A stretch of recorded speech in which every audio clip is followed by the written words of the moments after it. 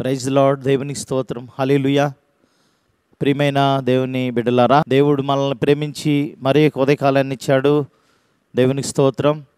నిజంగా ప్రతి ఉదయమున మనము దేవుని వాక్యాన్ని ధ్యానించుకున్నటకు దేవుడు ఎంత కృప చూపిస్తున్నాడు. దేవుడు దయగలిగిన దేవుడు, కృప కలిగిన దేవుడు. ప్రియులారా, మరి యొక్క ఉదయకాలాన్ని దేవుడు మనకిచ్చాడు. ఈరోజు దేవుని వాక్యాన్ని ధ్యానించుకుందాం.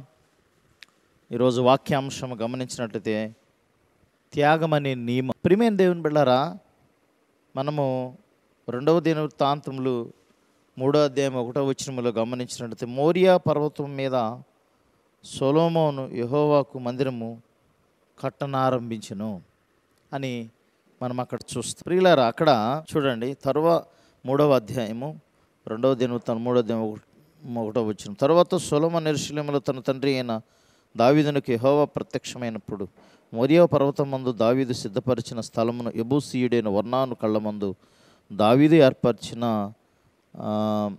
స్థలమున యెహోవాకు ఒక మందిరమును కట్టనారంభించును. ప్రియమైన దేవుని బిడ్డలారా, ఇక్కడ ఈ మందిరం కట్టే విషయంలో వారు మరి గొప్ప త్యాగం చేశారు. అక్కడ ఉన్న ఇశ్రాయేలీలు ప్రజలు కానీ, లేకపోతే మరి ముఖ్యంగా దావీదు మందిరము కట్టడానికి తనకు అర్హత లేదని చెప్పి దేవుడు తన కుమారుడిన సొలొమోనుకి అర్హత కల్పించాడు. అయినప్పటికీ దావీదు తప్పుకోలేదు. విస్తారమైన బంగారం, వెండి, కావాల్సినటువంటి వస్తువులను సమకూర్చినట్లు మనం చూస్తాం. అంటే ప్రోత్సాహకరంగా ఉన్నాడు. సో అందులో ఆయన యొక్క త్యాగం ఉంది. ప్రియులారా, అదే రీతిగా ఇదే పర్వతం మీద మనము 1000 సంవత్సరాలకు పూర్వం, అనగా అబ్రహాం కొరని ఇస్సాకుని కుమారుడైనటువంటి ఇస్సాకును దేవుడు ఆ మోరియా ఆ పర్వతం అందే ఆయన్ని దేవుని కొరకు బలిగా అర్పించడానికి తీసుకువెళ్ళినట్లు మరి ఆదికాండం 22వ అధ్యాయంలో మనం చూస్తాం. అక్కడ మరి ఇస్సాకుని బలిగా అర్పించడానికి తీసుకెళ్ళి మరి ప్రియులరా అక్కడ అర్పించకుండా దేవుడు ఏం చేశాడంటే ఆపాడు. ఆల్మోస్ట్ వాళ్ళు తన త్యాగం చేసినట్లే తన కుమారుడిని. అక్కడ దేవుడు ఆపాడు కాబట్టి అతన్ని చంపలేదు, బలి ఇవ్వలేదు. తనకు బదులుగా మరి యొక్క పొట్టేల్ని అక్కడ మరి దహన బలిగా అర్పించినట్లు మనం చూస్తాం, బలిగా. కాబట్టి ప్రియమైన దేవుని బిడ్డలారా, ఇక్కడ మరి త్యాగం అనేది కనిపిస్తూ ఉంది. అక్కడ కొన్ని లక్షలు పొట్టేళ్ళు కానీ మేకలు కానీ బలి అర్పించడం మనం చూస్తాం. అదే పర్వతం మీద సొలొమోను మందిరం కట్టిన తర్వాత అక్కడ ఆ ప్రాంతంలో కొన్ని లక్షలు మరి సమర్పణ చేసినట్లు మనం చూస్తాం.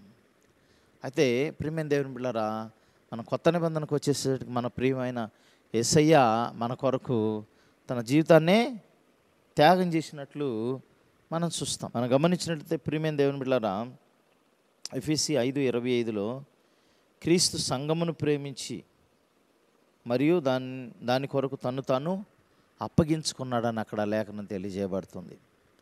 క్రీస్తు ఏం చేశాడంటే సంఘాన్ని ప్రేమించి తన రక్తము చేత ఉదక స్నానం చేయించాడు. అందులో త్యాగము కనిపిస్తూ ఉంది. తన ప్రాణ త్యాగం చేశారు. అపరాధ పరిహారార్థ బలిని సమర్పించాడు. ప్రియమైన దేవుని బిడ్డలారా, ఆయన చేసిన త్యాగాన్ని బట్టే మనకి నేటి దినాన రక్షణ అనుగ్రహించబడు. బిడ్డలారా, ఆ బాబు కానీ లేకపోతే ఆ పాప బేబీ గర్భంలో పడినప్పటి మొదల నుంచి ఎంతో జాగ్రత్తగా తన కడుపులో ఈ విషయంలో తను ఎన్నో నియమాలు పాటిస్తాడు, ఎన్నో శ్రమలను ఎదుర్కొంటుంది. తల్లులను మనం చూస్తాం, గర్భంతో ఉన్నటువంటి స్త్రీలను. మరి తర్వాత ఆ బిడ్డ భూమి మీద పడిన తర్వాత కూడా ఆ పిల్ల కోసం లేకపోతే ఆ బేబీ కోసం ఎంతో త్యాగం చేస్తుంది తల్లి. అతన్ని ఒక పరిపక్వ స్థితిలోకి తీసుకొచ్చేంత వరకు కూడా తల్లి ఎంతో బాధ్యత వహిస్తారు. తనకి ఎవరైనా బహుమానం ఇస్తారనా, లేకపోతే ఆమెకి ఏదైనా ఆనర్ చేస్తారనా ఆ పిల్లని పెంచితే కాదు. బాధ్యత, త్యాగంతో కూడిన బాధ్యత అది. మనం కూడా యేసయ్యను నమ్మినటువంటి పిల్లలుగా సంఘములో ఒక భాగస్థులుగా we are the part of the church కదా. కాబట్టి క్రీస్తు శరీరంలో మనం కూడా పాలి భాగస్థులం. కాబట్టి ప్రియులారా, మన చేతనైనంత మనం కూడా త్యాగం చేయడానికి ప్రయత్నించాలి.